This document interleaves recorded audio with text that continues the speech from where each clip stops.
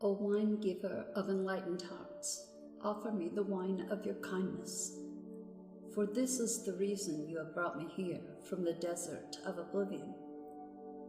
O beautiful wine giver, pour me the wine that gives me insight. Offer me the wine from the sea of love and fill my heart with pearls. Pour it into my heart until I shred the veil and go beyond reason. My spirit is consumed by judgment, and my life is reduced by thoughts. Pour that precious wine over the frozen cries of skeptics until their words become warm and their nays become yeas. Will you say yes to me? I want to take you with me on a wild adventure. There we shall be, tripping, stumbling, falling like fools, laughing our most unconstrained laughter as we drink the sweetest of offerings. Raucous and silly shall we be, though undoubtedly we are from the noblest and most royal lineage. Nonetheless, standing inside the tavern, warm and illumined by the golden hearth fires, we will hold on to each other, barely able to stand up straight, crying with so much laughter, sweet wine coursing through our blood. Beloved, you are being offered a gift that is beyond your understanding. This gift is from the hand of the divine beloved, an offering to you that will lift you beyond what you have known into the next opening of your inner eye, of your heart, of your soul, so that it may caress the earth with the light of heaven. This may sound wonderful. Indeed it is. Yet welcome though this gift may be, there is a trick to receiving it, you see. When the sweet wine is offered, you must drink, but also be willing to become drunk. You must be willing to let go of your control. You must trust in what will happen. Trust that you will be cared for, or that you may appear to be the fool. You must be willing to not have all the answers, or indeed any answers at all, my wise soulmate, and trust that this is according to the higher plan and not some inadequacy or error. So will you accept the gift that is coming to you, the offering that the sacred feminine brings to you now? It is sweet wine she offers.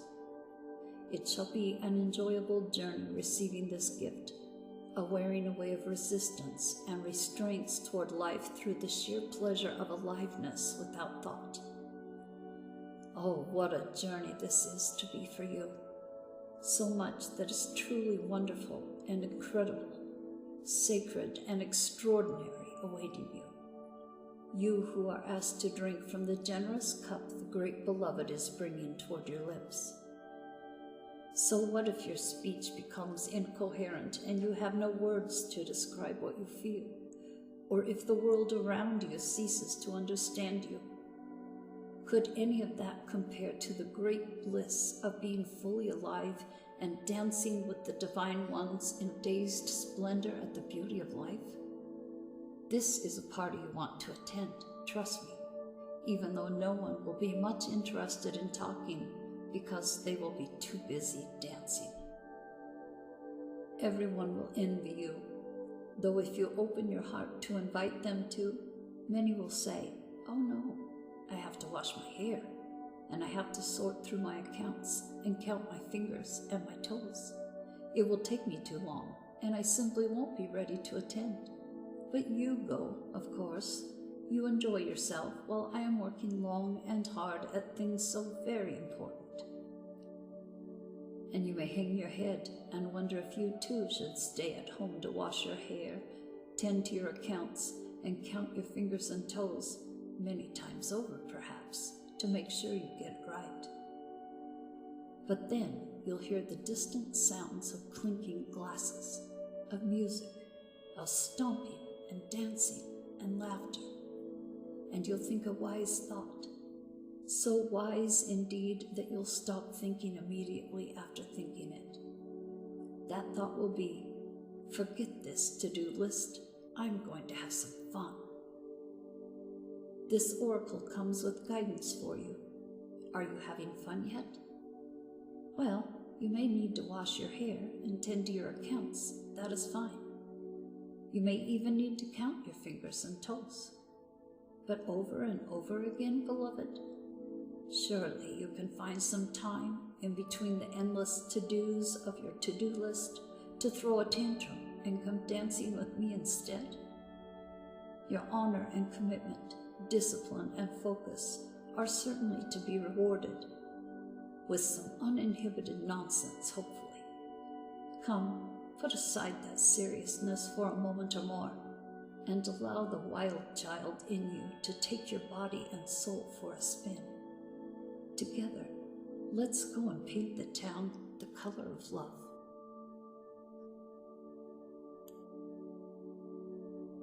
She spins, this great earth goddess, upon invisible strings amongst a wildly pulsating ballet of life. Stars are born, live, and die all around her. Life moves in constant flux, and still she spins in her great, loving, constant pirouette. How can this be? All of creation is born from nothing.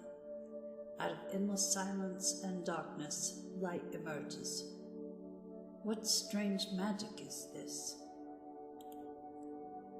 The sun heats the solar system and burns with the power to destroy life, yet it is a force by which life is sustained. Surely this makes no sense and cannot be. We dance in the realm of the impossible made possible constantly, you and I. We are so engrossed in it, so familiar with it, and yet blind to it, that these constant impossibilities happening in every moment fail to inspire us.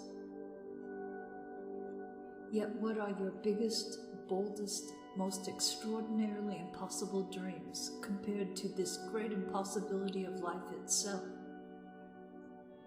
Ah, they are but tiny seeds in the Creator's masterful hand, being now planted in the heavenly garden.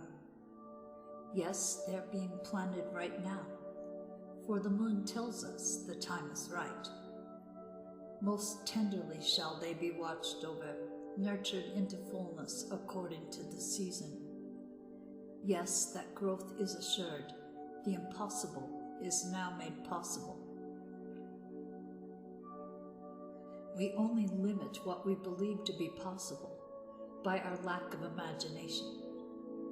The divine has recourse to all that is and all that is yet to be. Is there any limit to the resources of the heavens? No. So then why has not every impossible dream now been rendered possible, indeed manifest in shining glory upon the earth? The human heart knows everything envisioned can manifest according to divine timing and grace. Yet the mind does quake with fear, so much so that it will not listen to the heart at times. That fear is a childlike nightmare, that should you offer yourself up to the sacred loving power of the great Creator, you might be found to be lacking. The mind holds itself captive with dark fantasies of that profound rejection, and then avoids confronting it directly at all costs. It creates barriers instead, truly nothing more than lines in the sand, yet believed to be forts. But what strongholds can resist love?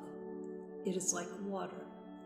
It seeps into every available space and changes form to survive in every environmental condition. With unfailing intelligence, it creates life, from steam to ice, rainfall, the river and ocean, rain descending into snowflakes, now capping the peak, expressing itself with beauty and genius. It nestles under the earth and rises to the sky, only to return to the earth again. It will erode blockages and prevail, no matter how long that process takes. It carves the earth into shape and form. Where it is, there is life.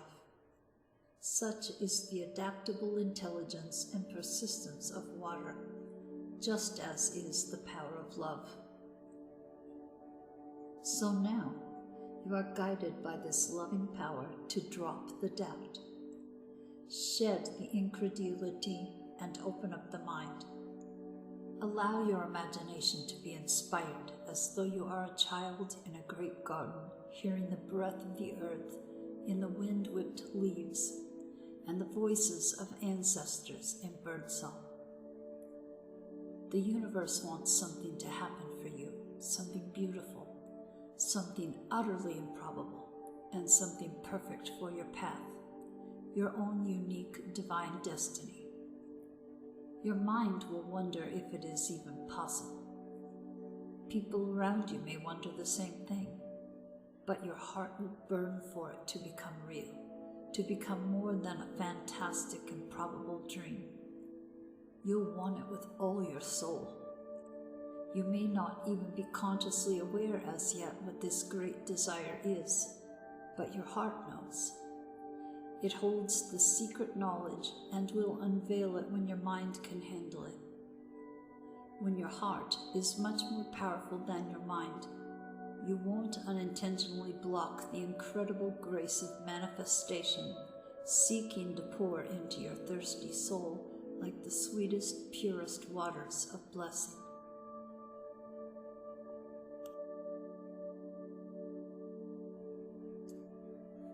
My beautiful one, born of pure radiance, you have love in your heart and a passion for play that cannot be dulled by bleakness, boredom, or fear. Your soul is sensual and dances with life with utter abandonment and devotion. Though the ways of this world seem strange to you at times, you eventually declare it to be nothing but strange beauty and expand your heart, resisting nothing, to allow all to be bathed in the radiance of your being. You are here to share the light of another world, a blessed world of consciousness pure and divinity so absolute that it transcends duality and instead brings all into the oneness of the greatest love. With great blessings, great growth is possible. However, the blessings don't do the growth for us, making it magically happen. They give us the oomph we need, the power, and the opportunities and assistance we need. Yet it is still we who take the journey. The great spiritual journey for old souls at this time in Earth's history is the journey from duality to oneness. Many are signing up for that wild, loving adventure. This oracle has come to you as a reminder that you too have been granted a ticket for that journey. This journey of oneness is not about denying duality, but about experiencing it as an expression of one love. It is about no longer being enslaved by it. It is about avoiding what is not wanted in order to pursue what is wanted. It is about embracing the all, of finding the freedom and joy originally sought, but now through a path that takes you into joy and freedom existing within. To take the great transformation from man or woman into cosmic androgyny does not require that we lose our sense of femininity or masculinity. Rather, they become so superior in development that they cease to be distinguished from each other. Our masculine clarity, with its discernment, practicality, and application, becomes so tender, loving, compassionate, and tempered with grace that the feminine is integrated with it.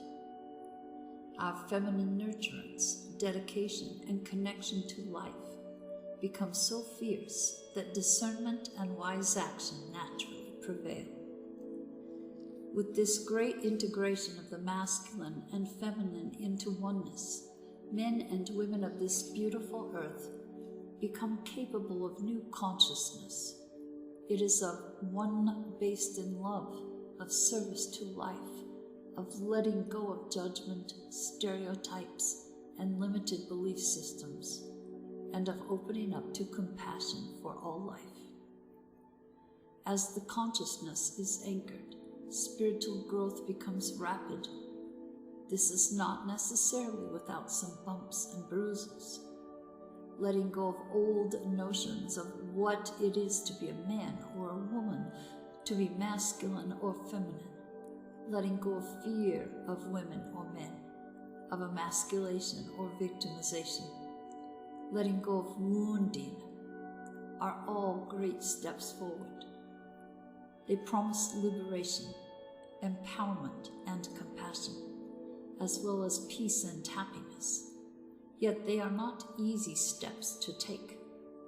Great resistance can be evoked within you as an individual and also within the culture around you, which might find your notion of personal spiritual empowerment confronting and challenging to their culture of fear-based enslavement of the soul. They will be right about it being confronting, but mistaken in assuming that confrontation is something best resisted. So then what to do?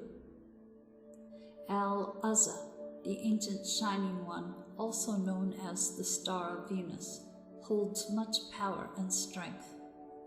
Even a small blessing of her light is more powerful than the fear of thousands, if not millions, of people. She is known as a worthy ally in battle of any kind, even spiritual battle. You must, however, stay aligned with her way, which is not to fight fear with fear, hate with hate, or anger with anger. Does this mean you should not feel fear, hate, or anger? Of course not. Venus denies no experience. So let yourself feel whatever you feel. The guidance is not to stop being human. Take the next step into the divine human, into allowing the star blessing to nestle in your heart, so you can shift as you feel the feelings, holding them with compassion, then choosing your own truths that resonate at a far more refined vibration. The rebellious passion of the Star of Venus is that she seeks out whomever is ready to know more fully the truth of divine oneness. Whether the culture around them can acknowledge one of their own becoming more enlightened as a blessing or not, it is a divine gift nonetheless.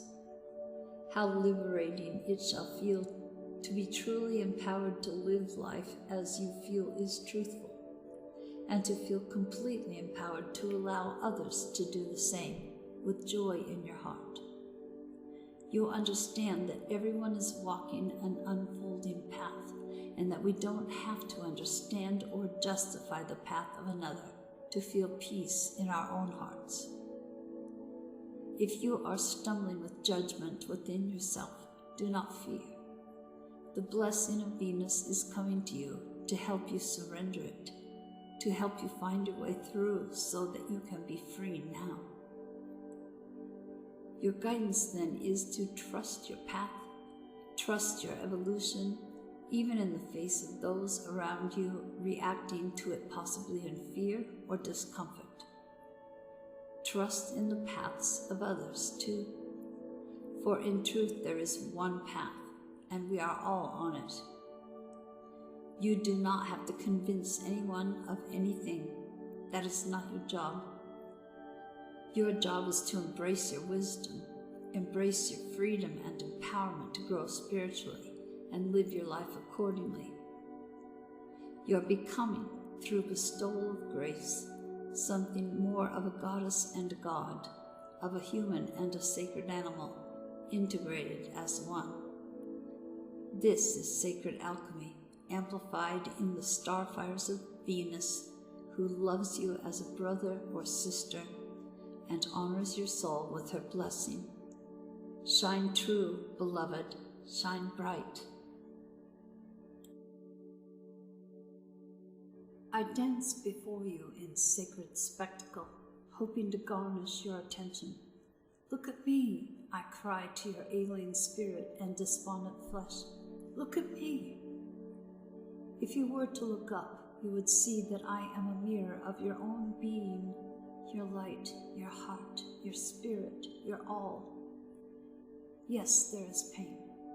Yes, there is a letting go taking place, and you are frightened and uncertain sometimes. But you make this mean something that it does not. It means that you are to turn your head away from what is dying. Do this gently but firmly. Turn your head toward what is living. Look at me.